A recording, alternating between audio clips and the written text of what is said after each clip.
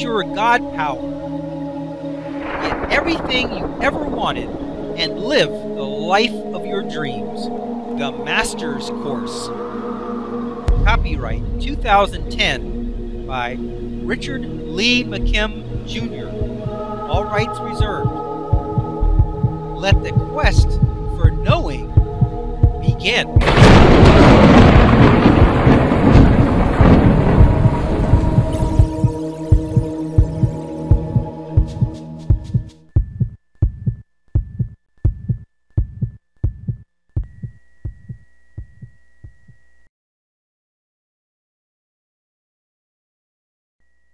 Question number 4. What is the foundational basis of every single experience? A. The actual physical elements and characteristics of the experience. Or B. The underlying meaning of the experience. It's B. The underlying meaning of the experience. That's the only thing that matters. It's not the elements or characteristics of the experience. They don't mean anything until you give it meaning. So the actual physical elements and characteristics of the experience, an example for the sugar pill, was sugar. It was candy. That was the actual physical elements. That was the characteristics of the experience where you were eating candy. The operation that didn't really happen, the actual characteristics of that experience was nothing happened.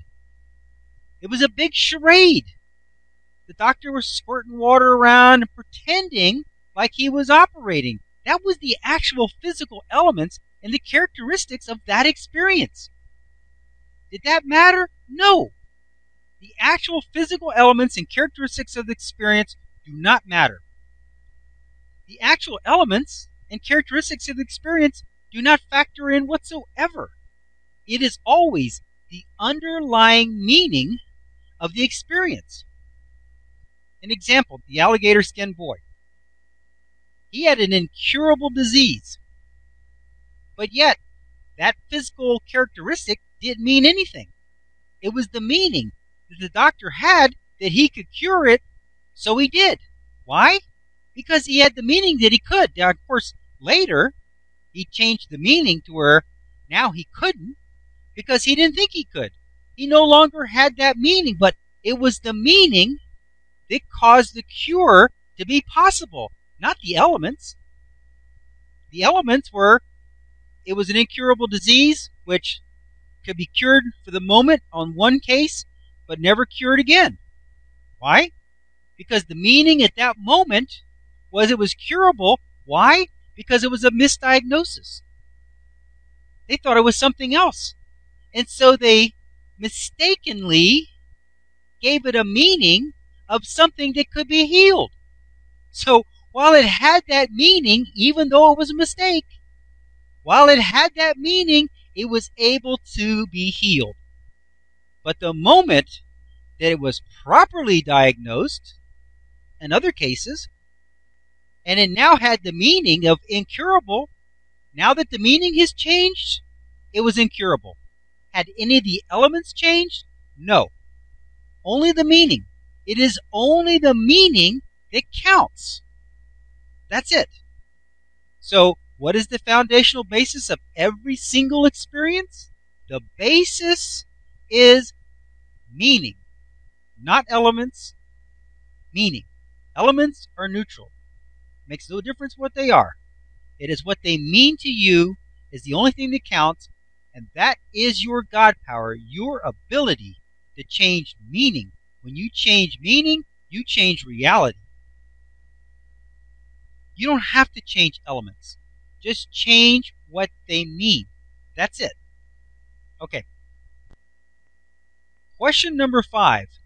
Does the idea of God power make sense in terms of religion, physics, psychology, and biology? A. Yes, it does. B. No, it doesn't. That's a gimme. That's easy. Of course it's yes. It's A. In terms of religion, God power is all about faith and belief. That's what religions are based on, faith and belief. And physics? Physics is the unlimited possibilities.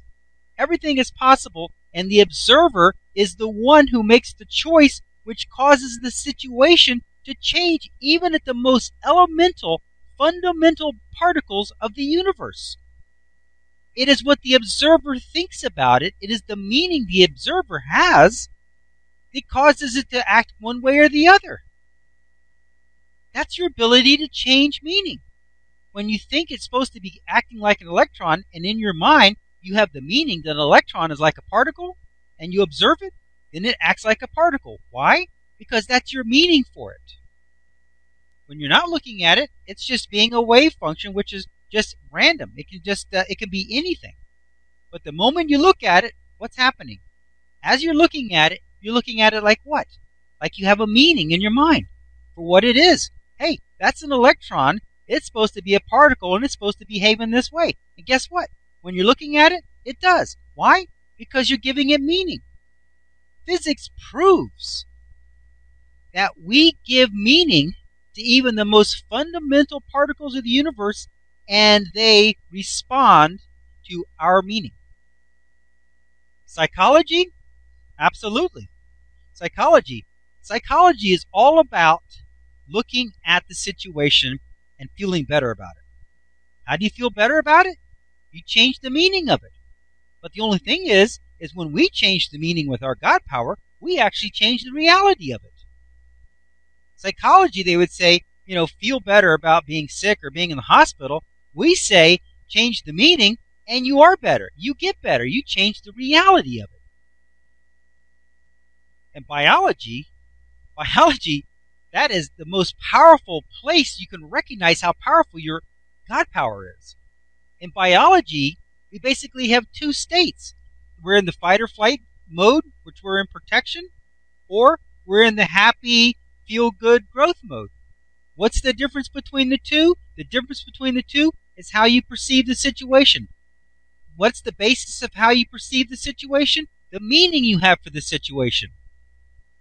If you think you're going to die, then you're going to die. That is the meaning you've assigned to the situation. That puts your body in protection mode. It's not protecting itself. The immune system is shut down, all of that. But if you think you're going to live because you've just taken a miracle drug, guess what? You're going to live. So biology is an absolute, God power is absolutely compatible with biology in a very real way that you can see. Okay.